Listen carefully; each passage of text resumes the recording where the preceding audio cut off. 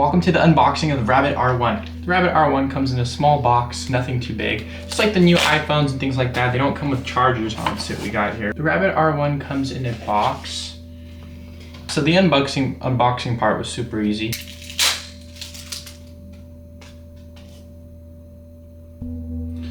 So the Rabbit R1, the only color I could get it in was orange, which is my favorite color. But we're gonna have to turn it on, and I believe when we do turn it on, it has a few things that we need to do, such as setting it up on the phone. Luckily it comes with a little QR code, or when you turn it on, it will prompt you. So the Rabbit R1 is going to have a few hardware features such as the Rabbit Eye, the scroll wheel, and the speaker. Now the scroll wheel is pretty mechanical and smooth, and the Rabbit Eye, it can be activated with the hardware on the side. We're going to go through that in a little bit. And there's just this little what do you call it, insert right there, and you can just put your finger in there and pop it up. There you go. So you can just pop it up, and then this little connection down there, it would just turn out like that, and you can just slide the device in. So my mistake earlier was I thought you would have to like loosen these two ends and literally disassemble the whole thing, but I realized you do not need to. Yeah, so just make sure to pull off this first part, because there is a screen protector on there, just to be aware. Now there's some like bubbles and obviously some things we could fix, but that's a good heads up to have when you're getting it set up, so you don't have to buy another screen protector. All right, just to click the side to continue. Very intuitive UI.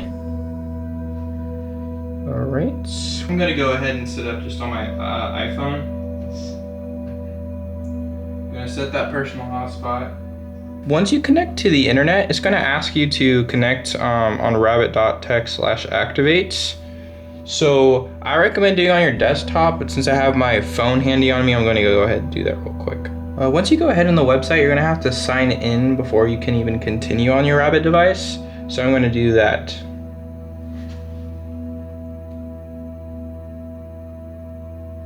So I went ahead and registered the same email that I got my Rabbit on, but I'm gonna have to sign up since I don't remember doing a password. So it looks like I just set it up. I'm gonna have to verify my email.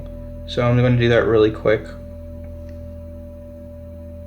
All right, it's as easy as that. Once you set that up, I just go back and agree.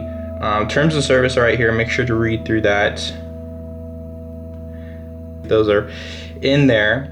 I'm going to go ahead and follow them on Instagram. You know, they already have 75K followers, which is pretty cool for a startup company to have. It opened the terms of service on a separate tab, so you don't have to worry about losing this page. Go ahead, continue. And let's see what happens right here. So it looks like it says connect on the phone, and it says continue on the device. I'm pretty sure we're supposed to select it on the side, so I'm gonna press select. There you go, that's what the issue was. I didn't know, it's not touchscreen for that situation. So it automatically puts you on here.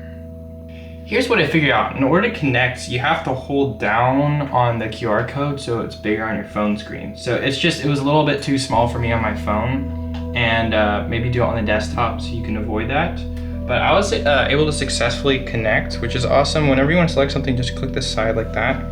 Asks you to create a password on your R1, but also at the same time it asks you to connect your interfaces on your phone. So I can connect my Spotify, Uber, DoorDash, or Midjourney. I'm gonna go ahead and create a password really quick.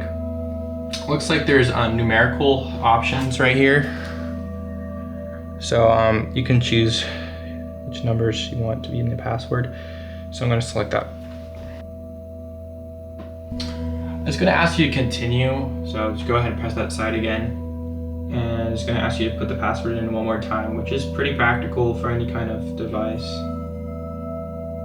You wouldn't want to be locked out by accident. So I'm not too sure if the wheel itself can be adjusted for speed in the settings, but right now it seems like a pretty good speed.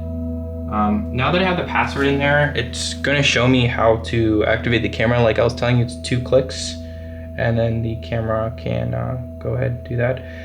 You're gonna go ahead and hold down to talk. Okay. Hello? Hi, Rabbit R1. How are you? All right.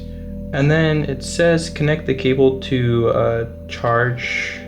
So it shows you actually right here it's not charging, but that the network connection's down here. So it's in the order on the screen of what it is physically in the hardware. So USB-C right there, charging not. Network connection right there, it's a SIM card slot. So I'm just gonna press to select.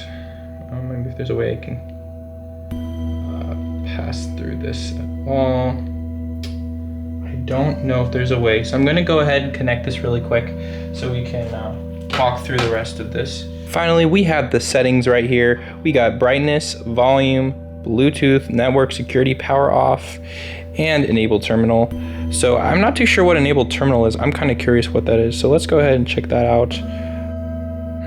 I enabled it, I disabled it. Okay, you know, I'm gonna have to look more into that. Brightest is, wow, super. I don't know how many nits that is, but that's pretty cool. You can ask R1 so many things. The camera function is really cool because it will explain something as it's like on a storyboard, like describing the scene, what's in the scene, things like that. This is the R1 device. This is actually an AI like kind of companion or like agent. Okay. So in this situation, like it has a camera built in. You can also ask it questions. So I'm going to double tap the side, and it's going to show me a camera right here. So I'm going to ask it like the camera recording us what it is. Taking a look now. Okay, now I'll show it. 2 young men in the image. There you go. Hey Rabbit, I have a question. What is the current weather in Saudi Arabia right now? Looking it up now. The current weather in Saudi Arabia varies by location. For example, in Riyadh, it is mostly cloudy with a high of 93 degrees Fahrenheit. It's pretty cool. What made you want to choose? Oh, cool. It even shows like a little the actual weather. What made you want to ask it that question? 9 degrees Fahrenheit. I was looking outside, I saw the weather and was just curious. Cool. Saudi Arabia's a place that I would love to visit one day. And Dude, that's awesome. Yeah, curious to know what the weather's compared to here. cool. Dude, thanks for checking out the device. Would you get one yourself? Obviously, there's some functions on there that they're trying to. I haven't even told you about all of them. It can connect to Uber, Midjourney, DoorDash, and Spotify. Wow. That's kind of crazy. And what's the goal of this?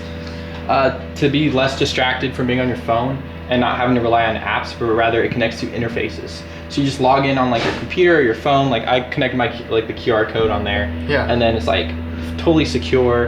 And yeah, it's just you put it in your pocket, ask a question. So when no one else can ask you a question, no one else you can talk to and ask a question, you can just ask that. It's supposed to be an agent, so it helps you like send emails, do those sort of things in your work today life. Yeah. So Like a personal assistant. exactly, that's what it is. So I mean, yeah, you can get like an app on your phone to do it, and they're trying to like improve Siri and stuff. Yeah. But I personally think this is cool because it's its own OS system and all that. So yeah, thanks for checking it out, man. Yeah. Yeah. And but would you get it? Would I get it? It's only at $199. So I think if I really was trying to get rid of my phone, I think that'd be really helpful. yeah, you know, a lot of people were saying that if you can make calls on here, that'd be super useful. Can you do make calls or no?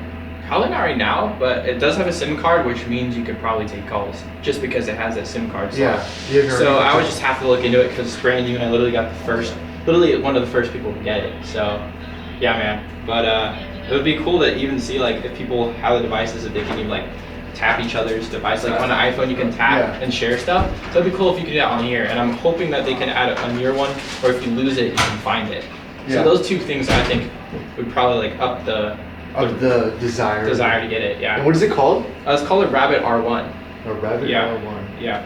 So it's a really cool device. And then I'm in the settings right now too. So you can do things like change the brightness, the volume, Bluetooth network security, power off.